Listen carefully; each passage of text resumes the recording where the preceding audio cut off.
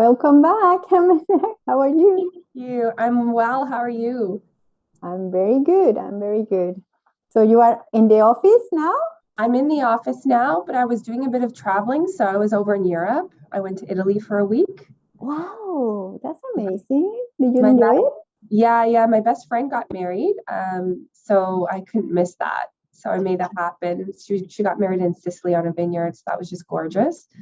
And then I went backcountry camping for 4 days. And that was a completely different experience. Totally. You. So do you have to quarantine for when you get back you were When you get back, because I'm double vaccinated, I had to take oh, a COVID test before I left Italy, though. So they have to see a negative result within 72 hours of you traveling. And then when I got back, they give you a test kit to do at home with a nurse. And then I did that. And was not a kind of no, hard to be. Okay. no, you had to fill out like a 13-page document upon arrival before you got into Canada as well. But I mean, I found it fine. I mean, I didn't find it crazy or anything like that. I That, knew what to expect, right? yeah, Yeah. that's good. That's good. How do Oh. I say your name? I like the pronounce and then Okay. another day. I day. Ide. Ide. I That's very good. Ide. And So, pues, thank you for being here. And if you want, Amanda, we can start. I would like to ask you if you can transport us to your beginnings. Like, imagine when you just graduate, how the journey starts. right. Okay. Yeah, I'm happy to do that. So I'll just give you a little bit of background of my Mhm. education. So I went to York University, and at that time they didn't have an HR stream. So I took labor studies and history, and then when I graduated, I did a post graduate certificate at George Brown for HR. And it was difficult finding a job when you first leave education, as it is for probably everybody, because people are looking for experience and you just don't really have that under your belt at that point. So I was working with my uncle's company, actually doing HR for them for about 6 months. Then I got hired on in the retail space. I worked for Sears Canada doing HR. And then after that, I went on to technology. So worked for Bell Canada's largest independent dealer here in Toronto. They had Bell stores all over Canada. And then after that, I went into the mining industry and I haven't left. So I was with a mid-tier mining company that's produced base metals, so copper and zinc. And now I'm a junior mining company where we produce gold. So some people call me a gold digger and I'm okay with it. That's nice. That's what I do. uh, in your career, like human resources, do you find it different now, or what is different? Yeah, so I've seen a lot of differences in my career. It also, I think, is really particular to the industry that you're working in. So for Oh, me, I mean, I saw the evolution of HR to be more of a, well, before they were more of tactical players. So they would do more admin and just make sure that, people were being recruited properly, onboarded properly, terminated properly. The programs and policies that we had in place were good. And it was just more of a steady pace environment. And now I find, HR professionals are looked at as key strategic players. And they are, because if you think about it in HR, well, what do, right? You're looking at your people strategy and who works for a company. Well, they're people. So I found it remarkably refreshing, because I think, just based on the type of personality I am, I really like to be involved with the business, understand the strategy, help to develop the strategy. And it's really good if HR can have a direct line reporting relationship to the CEO, because there's obviously very important pieces of HR that the CEO needs to be very aware of, and help make decisions on. So I've found that extremely refreshing. I like the strategic HR role that professionals play now in the industry. And you're always learning and growing. You never stop. exactly. Um, what is there? So I was before you. I was with another girl and she was saying that it's very important for a company, for big or small company, to express really what is the strategic, like you mentioned, to the any of the employees. That way everyone is aligned and they know exactly where you go.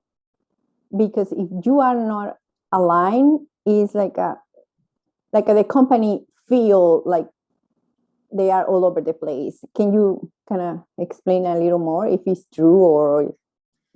Yeah, I mean, I do believe it in that sentiment completely. I think people need to understand how their work impacts the company and how their work, fits into the greater goal of what we're trying to achieve.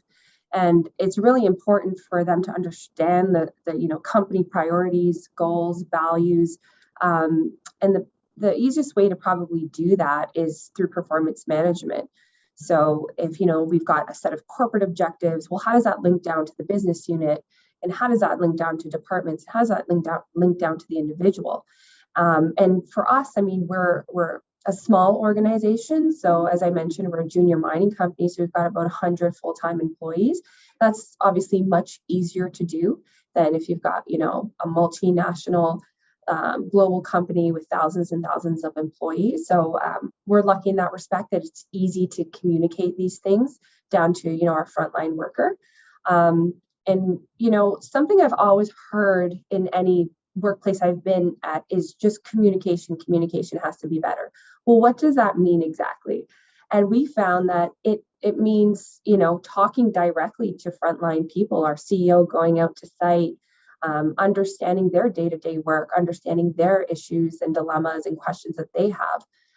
Because, they're the ones running the show. And if they don't have what they need and the context that they need to perform the work that we require them to do, it's really not going to align. So I think these conversations, face-to-face conversations, are just as important, if not more important, than having like a town hall or, a quarterly meeting where you invite everybody, because we find that when we do that, there's a lot of great information that's disseminated. However, you don't get a lot of questions.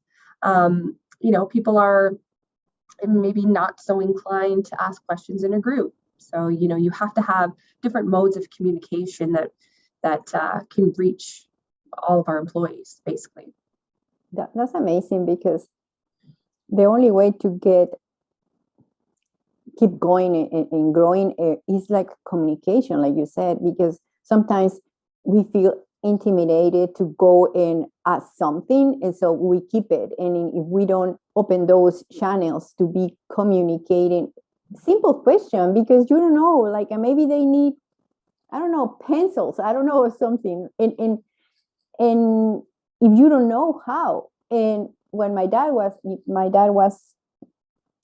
in some time, he worked in the government in Mexico, and he said, and the uncle was the director. And then when you kind of just read what the people down of you are sending, is not the truth, because they kind of come, how you say, like make up all the reports, but the real stuff is just if you are in front of the people and you see all the stuff that is going on. Like, oh yeah, absolutely, because there's like an element of broken telephone too, and then people put their spin or perspectives on something, and exactly. they're not getting the essence of what really is needed sometimes. So I find just going out and talking to people is usually the best approach. And it's really important to have clear job descriptions that are reviewed annually with between managers and their direct reports, because as we know, work is dynamic, work can change. Maybe they have something else on their plate that the manager doesn't even know about, and there's some frustrations because things aren't getting done quick enough or something like that. But it really takes conversations to get to the bottom of all of these things, and maybe sometimes several conversations, but it's a continuous loop. And I think that we have to remind ourselves that we want to keep those loops open. We want to keep people feeling like they're in a workplace where they're heard, where they can talk to me just as easily as they can talk to our CFO, that they can talk to, our mine manager or something like that. So it's really important to be personable, in my opinion. How long you been there, like in that mining, in you see any difference since you start there in like you say, yes, I'm doing very well here. So I've been in mining for, about just over 10 years now. And there was a pivotal point in my career where I actually was thinking, is this industry right for me? I think of something that Eleanor Roosevelt said, like, no one can make you feel inferior without your permission. And I ran into an obstacle at my last workplace where I was very interested in a more senior position. And when I interviewed for it, I was told that they were looking for a male. And, that was devastating. That was devastating on many different levels. I didn't think that, that's obviously something I don't have any control over. And, I thought to myself, should I leave the industry or should I stay to try to make a difference? And in mining, we have 17% females in the mining industry, so it's still quite low. There's a lot that can be done in terms of LGBTQT, Indigenous communities, working with people with disabilities and females, and just making sure there's more of a diverse workforce. Because when you do have a diverse workforce, you have different perspectives and experiences at the table, which translates into a company being more successful because you just, have a more well-rounded workforce. Exactly. So I thought to myself, is this really the industry for me? I mean, there's these barriers and obstacles that I'm already facing. And then, I took some time to think about it, and I thought, well, what if I do stay in the industry? I mean, I know better, so I can do better for myself and for others, and I can make a difference here. And that's why I continued on in mining. And I have to say, we've done some remarkable things here as a junior mining company. And it's not just me, it's a whole team. It's what we stand for, it's what we believe in, and we respect people. And, safety is our primary value over production here. So we want to make a safe work environment. We want to make sure everybody feels heard and everybody has equal opportunities here. And because of my experience, it's just made me more attuned to that side of things. And I'm very happy I made that decision to stay in mining. So one of the things that I like to ask, but maybe you already answer, is like if you can. So which one was your biggest struggle and how you get over? And then what do you say to Amanda, this Amanda, to the Amanda where was in that kind of trouble or whatever today? Yeah, I would say have more confidence. We don't always know the right thing to do, but I think if you don't do anything or you don't speak up at all, there's a lot of opportunities lost for yourselves and for others to make a difference. Luckily we operate in Canada, so there's a human rights code. There's, fantastic employment regulations in place. There's things, people you can turn to for help. There's, numerous resources at our fingertips. And I just feel like, it's a shame when people feel unheard or unjustified in something, and they just silently suffer with that for the rest of their life. I mean, it's incredible because once you speak up, that's the hardest part, actually doing it. But once you do, you find that there's many people that can relate to you and many people that can help you along your way. What is something that you like to share about mining industry? They maybe most common people we don't know. Yeah, the mining industry is huge, and that's not something that you typically hear about in school. Thinking back when I was in school, you heard about mining as a bad thing for the environment. That's something we don't want to happen. But when I, got into the industry and slowly started to learn more about the industry, mining is 5% of Canada's GDP. So 1 in every 26 jobs in Canada is related to the mining industry. It's a huge industry. Canada produces 60 minerals and metals that are mined in Canada. So we're the leading mining nation in the world. And over, I think it's a $1 billion more industry that we have here. And there's a lot of things that we could not do in our current world if we did not have mining. So, main example of what we're talking on right now, which is a laptop. We couldn't use this if we didn't have mining and minerals.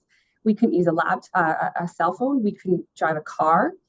And there's a lot of regulations around the mining industry to make sure that we keep it, safe and environmentally sound. We're heavily regulated. So I think that it's just good to know that, this industry creates a lot of jobs for us in Canada and provides, tools for us to just communicate and operate every day. In human resources, I know that I bet companies like mining, they have a lot of money put it in the training and all the stuff that you do. Do you can share something that your company are doing right now? Yeah, absolutely. So Anaconda has just received $1 million from the federal government. And that's in partnership with Ryerson University and another mining company and another, learning company outside of St. John's, in St. John's, Newfoundland. And what that money is being put towards is something pretty new in the mining industry. So it's called micro learning. Mm-hmm. So it's snippets of videos mm-hmm. that are no longer than 2 to 3 minutes long that focus on a specific behavior or skill. And we're basically focusing in on safety and communication. And we found, we've done a lot of learning and development here at Anaconda. And we found that there's this struggle of, okay, you take somebody off the job, you have to put them in the classroom. Well, then you got to backfill. It's just a lot more money and time that you need to consider, which isn't wasted, but we wanted to find a more effective way of doing this. And so this technology, this microlearning technology, is meant to be non-destructive in their day and just provide them with continuous reinforcement or learning around safety every day. So you would pick up a tablet, you'd watch a YouTube video, you just get like a snippet of information for that day that kind of, refreshes something that you already know or teaches you something new. Again, so safety is always at the forefront of how we operate, and that investment and message is very clear to all of our employees. Training and development is super important. There's a lot of new technologies in mining. The industry itself is changing. So, you have a lot of the older generation retiring out of mining, and you have, I just look at us, for example, we've got a lot of young management at our site, and they are amazing at technology. That's not something that they need a lot of help with, right? But they don't have the knowledge behind them that some more seasoned senior people have. So it's a great combination of knowledge share and just making sure that we pass on everything that we know to those that we work with. So, we're really,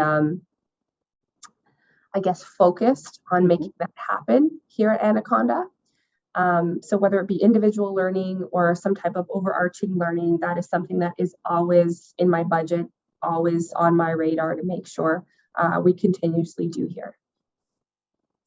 If somebody kind of are in the school and they were thinking, okay, so maybe I would like to have a job in mining. What are the skills, or like you said, is a lot of, in the umbrella is a lot of people that they can work around you. But if somebody wanted to find a job, what the skills are the ones that you need down there? To be an HR professional in the mining industry? No, just working in mining, like hence their engineers, or what is the most people that you are hiring now? Oh yeah. So, we have tradespeople, we have electricians, we've got people that are engineers, geologists. We've got, payroll people, admin staff, people in finance. So it's, Did you you, use mm, like marketing? I'm just asking. Do you yeah, have do we use marketing? Well, in terms of recruitment marketing, you mean? no like a do people know who are you or what are you doing? Like you don't do a lot of that? Or Well, I mean, we are present at a lot of like conferences that happen. So there's a Mhm. big PDAC conference that happens in Toronto every year. Well, COVID last year didn't happen, but I mean, we participate in a lot of marketing and a lot of conferences. We're going to be developing out a mine in Nova Scotia in a few years, and we're going to be doing things like job fairs because we'll need to staff up for about 300 people in that, when that mine is up and running. And just going back to recruitment marketing, because that is something that I will be getting into more because of the mass hiring that we have to do. And it's very interesting. It's because it's like, what's the story that you want to tell about your company? And what type Exactly. of people do we want to work for Anaconda? Like what, it has to be a fit both ways. And it's not just the technical skills. It's, is this the place for you? And does this fit, right? Because mining isn't for everybody. I mean, especially not junior mining. There's risk in it. There's we it's not like a stable steady state that you operate in, because mines are developed, mines shut down, there's exploration that happens.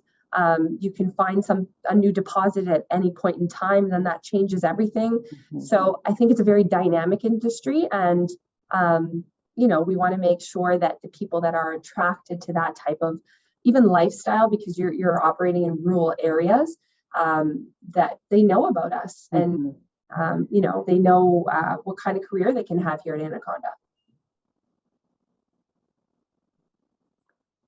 You as a human resources, do you have, of course, your methodology to hire people, but what is the most important thing that you are looking for somebody to hire?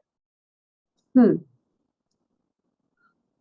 I mean, it's a difficult question because,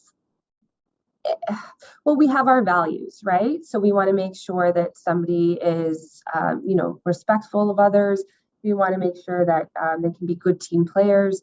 There's a few other values. They're safety conscious type of people.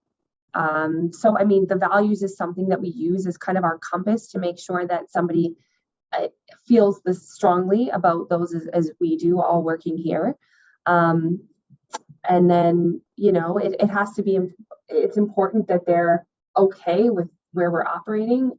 Not everybody is okay to move to rural Newfoundland, but some people absolutely love that and do not want to live in a city.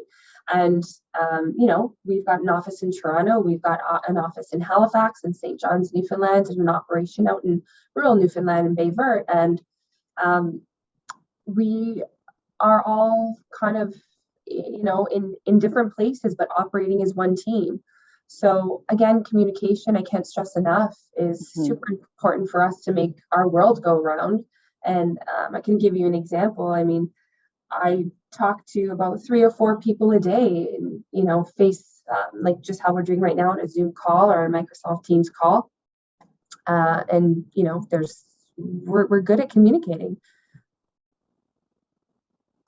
Have you have you ever have an encounter with a difficult people when you are hired, or I don't know, because you are the face, so all the complaints and everything comes to you, and then you have kind of to be resolved.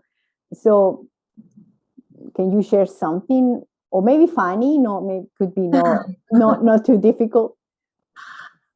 Just about a difficult hire or something that didn't go. Uh-huh. Um, Let me Because see. I think you speak with a lot of people when you are trying to hire it, so then you can say oh my God, I never in a million years, like, you know what I mean? Like those kind of. Yeah. Well, I can tell you, nobody's ever walked into an interview with us thinking they were applying for Microsoft, a job at Microsoft or anything like that.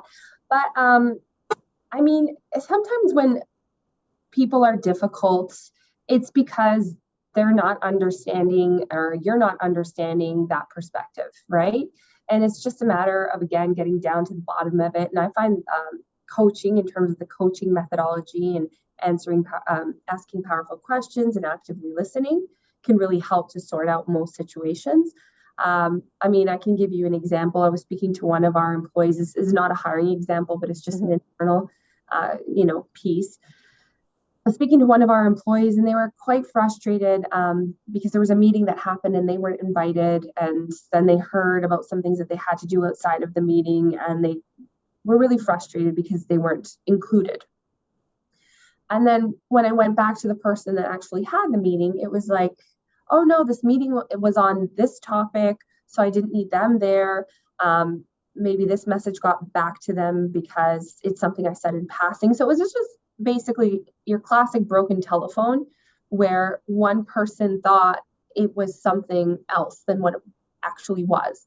So, I find that's typically what happens usually. And I if somebody is difficult, there's always a reason why. And if something is bothering somebody, sometimes it doesn't always have to be, oh, it happened in the workplace. It can be happening in their personal life. And obviously, if that's the case, that's something that is, that they've got to kind of figure out on their own. But I mean, yeah, it's maybe I'm just so immune to it because I'm in HR, and you hear things every day, and we all HR people operate under a code of confidentiality and trying to stay neutral and trying to see, you have this balancing act of, okay, you're trying to look out for the company and mitigate any risks, and then you're also trying to make sure employees know what they're entitled to under labor standards, what privacy laws are, how to protect themselves. So it's always this kind of balancing act that you're playing in an HR role. And sometimes, I don't know, I think the funniest thing is sometimes people come to me and they just want to vent and talk. Like, exactly. And I'm like, yeah, I'm not probably the person you want to talk to. Other professionals for that. So yeah, I think, again, that's going back to traditional HR where people, came and they aired grievances, and then, the funny thing is sometimes when there is something at work that is bothering them and they tell you about it, and it's like, okay, now let's move to action. Some people are very hesitant to take any action. So I'm always trying to help them see that that's the only way we can solve the obstacle that they're up against, is to really try to take some action and have conversations around it. And, so yeah, that's the life of an HR person sometimes. What is now you can share what are the difference now in writing a resume? So what is different now? Because I think it's going to be like a tired to read so many of the resumes when you are looking for somebody. So what is specific you can tell to somebody who is right now looking for a job? You say, forget about the cover letter or whatever, like some tips that you can say, this is what I'm reading when I'm looking for somebody. So, of course, what I would say is think of it from the person that's got to go through hundreds of resumes, right? What would stand out? How would your resume stand out? So what I fall back on is formatting. I mean, I've got some incredibly creative resumes over the past few years, from students that are just graduating. And I think this is a new thing that, maybe they're provided with some direction when they're graduating on how to make up a resume to grab somebody's attention, but it's using different colors, using different to maybe columns to list off skills that you think are, of value for that position company to know. I've even seen some people adding pictures, and that's not something very typical here in Canada, and that's not something you see, because, you know, we want to protect against discrimination and all that kind of stuff, but just something that makes your resume stand out, whether it be color block. One geologist that applied to have a position with us. I had a discussion with my VP exploration about this one resume for about 15 minutes because it was so awesome. She actually put a map of all of the places that she worked at before in her career. And that's great because that's just a visual representation. And I don't have to spend 5 minutes reading through to find that. I can just see that in literally 10 seconds. Okay, her experience was here, her experience was here, her experience was here. And I thought that that was just, you know, a very amazing way to present yourself to a company. Wow. Yeah. Because my daughter works in Minister of Natural Resources, and they have like a very specific way, the way you have to send the resume. And I think it's so much waste of time because it's like a ton of stuff that you have to write, but yeah, that's the way they do it. So I mean, you have to think about that person again, think about the audience, think about the person that's going to be reading your resume and all the other resumes they have to sift through. So if you're sending through a 10-page resume, I'm not reading 10 pages of your resume, right? I just don't have the time to do that. So I'll skim through it and I might miss something that's very important that that person thinks, you know, this is one skill that I want to stand out or one experience that I stand out. But if it's, you know, hidden between pages, I'm not going to see that. So if you could present your resume in a way, I mean, they used to tell us in school, not more than 2 pages, this type of, you know, format, this type of whatever. And for me, it's just like, no, be creative, do something that's going to make your resume stand out. Because I mean, at the end of the day, we're all human, and you want something that's going to catch that person's attention and get them to spend an extra 2 minutes reviewing your resume. Because I can tell you that, you know, that's on my side, that's the people, you know, that I call if they've got the right skills and qualifications. I'll call those people whose resumes caught my attention. Mm-hmm. Yeah, because that way you can catch your attention and then you can go a little deep in reading, not like very like 5 pages. No, come on. Yeah, absolutely. Because then that all comes out in conversations with somebody, right? But the critical thing when you're looking for a job is getting that call, getting that first phone call. Once you have that, I mean, then the door's open and you know, you can have those conversations and dig deeper and further into experience. So maybe the last question that I would like to ask is, what do you think we have to know about mining, and like the last message that you want to share with somebody? Just about the industry itself, you mean? I think that it's for young people. I'd say research the industry if you're in school and you're just not sure of what you want to do. I mean, I took human resources because back then, I mean, you know, you're told, okay, you could be a doctor, you could be a lawyer, you could be an engineer, and you don't really get exposure to different professions. That's just not something that was available to me when I went to school to really understand, you know, oh, I don't even know, like what does a chiropractor do? What does a, you know, mechanical engineer really do? What are these professions really about? What does their day-to-day look like? So I would say, you know, reach out to people on LinkedIn. I mean, I've had that happen to me where people just wanted to understand a little bit more about the industry to see if this was, you know, the right fit for them. And I'm more than happy to talk about it. I see obviously a huge future for mining in Canada. As I said, I mean, it's a multi-billion-dollar industry. I mean, we're not going away, and we need all the minerals and metals that the industry produces to basically function in our day-to-day world. So I'd say, yeah, research the industry, make sure that, you know, you're getting your questions answered before you make that decision and whether you want to have a career with us. And there's a lot of different careers in the industry. I mean, there's also supply chain.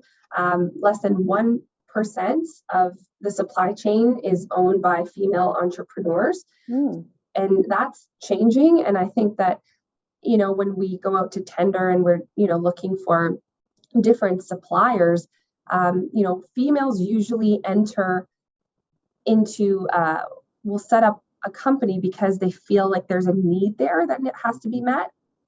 And with males, if you question them, it's more so like, I can make money here. There's a lot of other connections to the mining industry that I think people should look into to see if it's right for them to, maybe be an entrepreneur or join one of those companies that supports the mining industry as well. So, yeah, I'd say it's great for me. It's been wonderful for me, and challenges. You see yourself working for a long time as a human resources in the mining industry? I mean, I love what I do, and I love the people that I work with, and that's really important. I mean, you've got to make sure you're with the right team. So for me, for the near future, yeah, this is where I'm going to be. And I mean, my skill set is ever evolving, and I'm sure others are. And, down the road, I might go to consulting, or I might do something a little bit different. But right now, I'm happy where I am. We're building on another mine soon, and that's going to be a new challenge, an exciting new challenge. So for me, I'm happy where I am. Perfect. Thank you so much, Amanda. It was very, very eye-opening, and I think it is a lot of stuff that we don't know, and that's the reason I'm doing what I'm doing. Because providing this space to people to know, yeah. My pleasure. And I think that this is an excellent podcast that you've set up. Like I said, when I was going through school, I had no idea about the different professions out there. And I think a podcast like yours really helps to enlighten that and pass that information around to people. Perfect. So thank you so much, and we'll talk soon. Thank you. Thank you. Have a great day, Amanda. Thank you. Bye-bye.